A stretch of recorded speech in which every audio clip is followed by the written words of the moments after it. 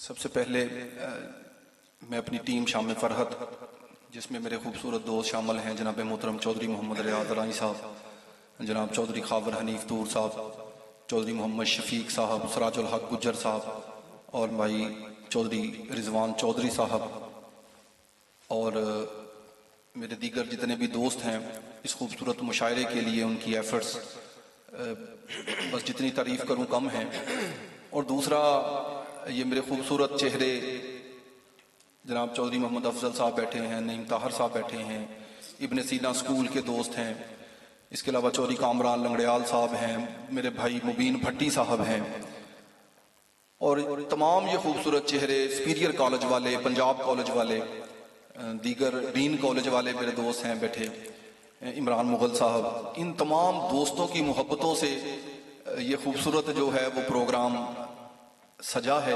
آپ تمام احباب کا جتنا شکریہ ادا کروں، ہم دنیا پور میں لٹریچر کے کام کے لیے نکلے ہیں، ہماری کوشش ہے کہ اردو، پنجابی، سریکی ہمارا جو لٹریچر ہے وہ پروان چڑھے، ہمارا مقصد ایک ہی ہے۔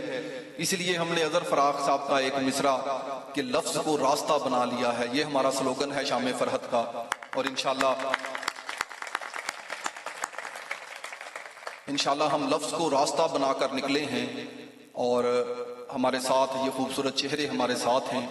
اس کے بعد انتہائی شکر گزار ہوں جتنے بھی شعراء کرام ہیں، اتنے خراب موسم میں ہمیں یقین کریں، خاور بھائی اکثر میری طرف دیکھتے تھے، کہتے تھے کہ ادھے بھی نہیں آنے،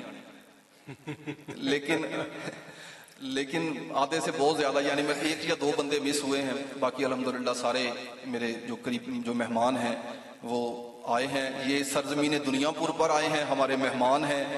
میں ایک دفعہ گزارش کروں گا کہ اپنے مہمانوں کا، اتنے سخت موسم میں آئے ہیں، بھرپور استقبال تالیاں بجا کر۔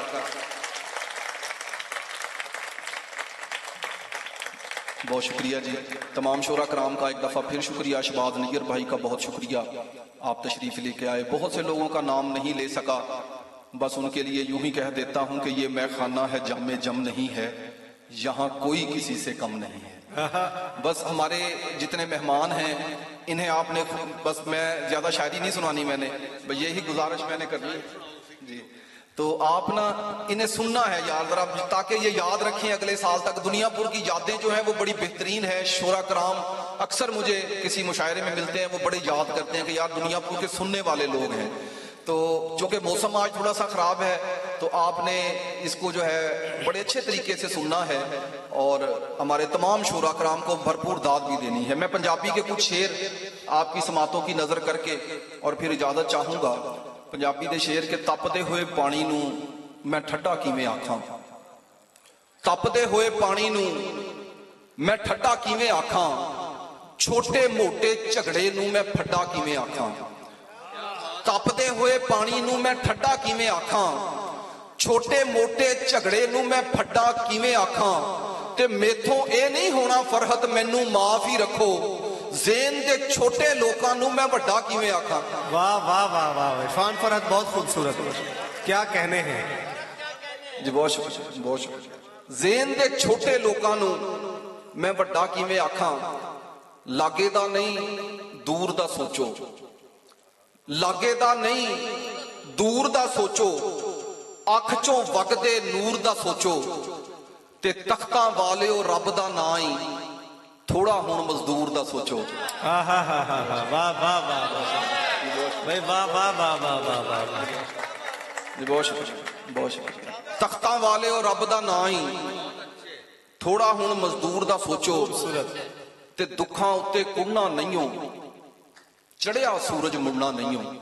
واہ، دکھاں اتے کڑنا نہیں ہو، چڑھیا سورج مڑنا نہیں ہو، تک لے بننے ہتھاں ولے دل ٹوٹیا تے جڑنا نہیں ہو۔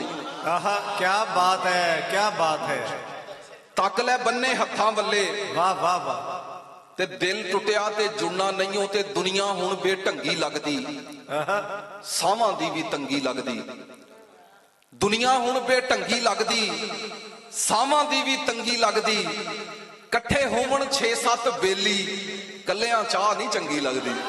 واہ واہ واہ واہ واہ، فرحت بہت اچھے، کیا کہنے ہیں، بہت خوب بہت خوب، بہت شکریہ بہت شکریہ۔ दुनिया हुण बेढंगी लगदी, वाह सावां दी भी तंगी लगदी, ते कट्ठे होवण 6-7 बेली कल्लियां चाह नहीं चंगी लगदी। ते भावें कुछ परहेज ही होवे, चाह विच मिठा तेज ही होवे। और आसे पासे यक्के गोले, मेरी जिंदगी ताश ही समझो। आसे पासे यक्के गोले, मेरी जिंदगी ताश ही समझो। ते जेड़ा बंदा चाह नहीं पींदा ओनू जिंदा लाश ही समझो।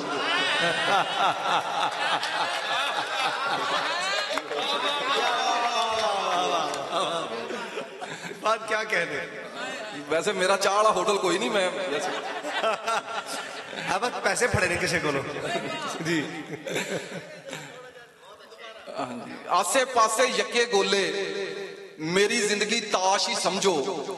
जेड़ा बंदा चाह नहीं पींदा ओनू जिंदा लाश ही समझो। ते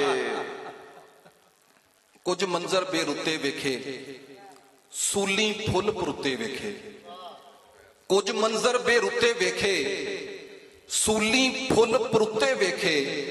लेख पंजाली दे विच लोकी ढग्गियां वांगू जुत्ते वेखे। लेख पंजाली दे विच लोकी ढग्गियां वांगू जुत्ते वेखे। ते मामा दे कई सोहने पुत्तर फुटपाथां ते सुत्ते वेखे।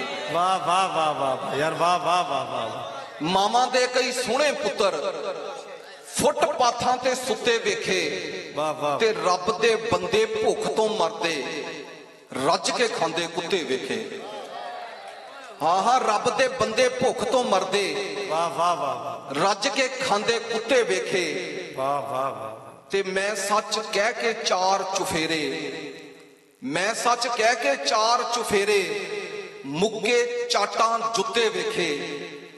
ते फरहत मैं ते उमरों लम्मे ओदे लारे बुत्ते वेखे। और बस 2-3 बोलियां और फिर इजाजत। पंजाबी शायरी का एक बहुत खूबसूरत सिंफ है बोली। खुशहालियां दा पिटिए ढंडोरा, खुशहालियां दा पिटिए ढंडोरा, वेड़े विच भुख नचदी।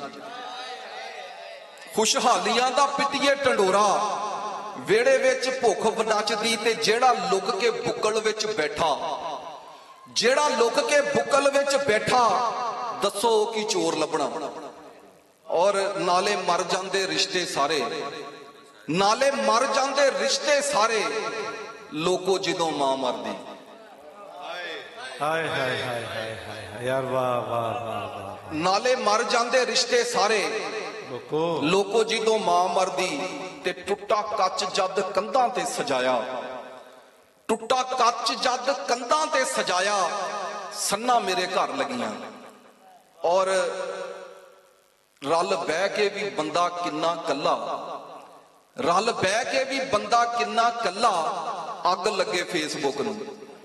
वाह वाह वाह वाह। आखिरी बोली, असी निंदिया सियासतदाना, असी निंदिया सियासतदाना, लुटेरे कोई होर निकले।